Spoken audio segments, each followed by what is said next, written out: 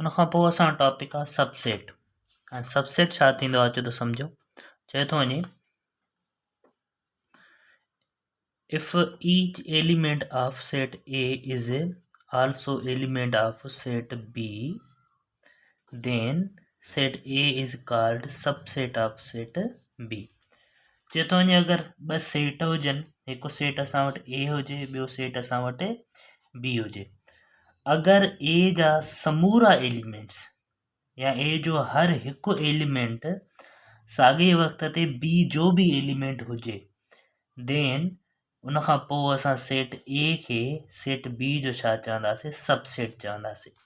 अगरि A जो element B जो बि एलिमेंट हुजे, A जो हर हिकु एलिमेंट B जो एलिमेंट आहे त असां A खे छा चवंदासीं, सबसेट चवंदासीं B जो। फर्ज़ कयो असां वटि हिकु सेट A आहे, ॿियो सेट B आहे। अगरि A खे ॾिसूं त A वटि छा पियो आहे, 1 3 5 7 पियो आहे, ऐं B वटि 1 2 3 उन खां पोइ 10 ताईं मेंबर्स पिया आहिनि।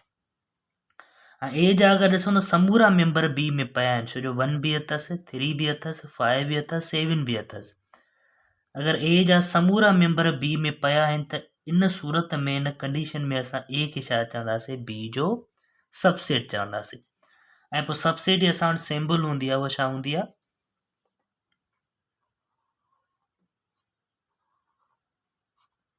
ही सबसेट जी सिंबल आहे। पोइ असां लिखंदासीं कीअं त जेको A आहे उहो सबसेट आहे कंहिंजो, B जो, छो जो A जा जेके बि मेंबर आहिनि उहे साॻा ई मेंबर B में बि मौजूदु आहिनि। इन कंडीशन में असां छा चवंदासीं, A खे सबसेट चवंदासीं B जो। उन खां बाद में हूंदो आहे असां वटि सुपरसेट। सुपरसेट छा हूंदो आहे, चए थो if A is subset of set B, then B is called superset of set A। अगरि A सबसेट आहे B जो त उन वक़्त ते असां B खे छा चवंदासीं, सुपरसेट चवंदासीं A जो। A सबसेट आहे B जो त B A जो छा थींदो, सुपरसेट थींदो। अगरि हिन कंडीशन में ॾिसूं त A जा समूरा मेंबर B में पिया हुआ, यानी B जेको A हुयो छा हुयो, B जो सबसेट हो। अगरि A सबसेट आहे B जो त पोइ असां छा चवंदासीं, जेको B आहे उहो छा आहे, सुपरसेट आहे कंहिंजो, A जो। ही सुपरसेट जी सिंबल आहे। सेम सिंबल आहे, बसि डायरेक्शन चेंज अथसि। ही सुपरसेट जी सिंबल आहे, ही असां वटि सबसेट जी सिंबल आहे। असां छा लिखियो आहे त B जेको आहे सुपरसेट आहे कंहिंजो, A जो, छो जो A जेको सबसेट हुयो कंहिंजो, B जो। उनखे असां निशानी में हीअं ज़ाहिर कंदासीं। उन खां बाद में जेको सबसेट आहे उन जा ॿ टाइप्स ईंदा आहिनि। हिकु थींदो आहे असां प्रॉपर सबसेट, ॿियो थींदो आहे असां वटि इम्प्रॉपर सबसेट। ऐं प्रॉपर सबसेट छा थींदो आहे, चए थो if set A is subset of set B but not equal to set B।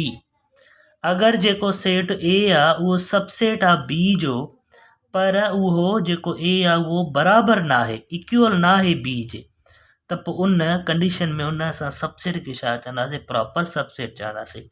यानी हिन में ॿ कंडीशन्स लागू थींदियूं। हिकु त A छा हूंदो, सबसेट हूंदो B जो, ॿियो जेको A हूंदो B जे बराबरि न हूंदो। अगरि हिते असां ॾिसूं, अगरि जेको मथे सम्झी वियासीं त जेको A हुयो उहो छा हुयो, सबसेट हो कंहिंजो, B जो।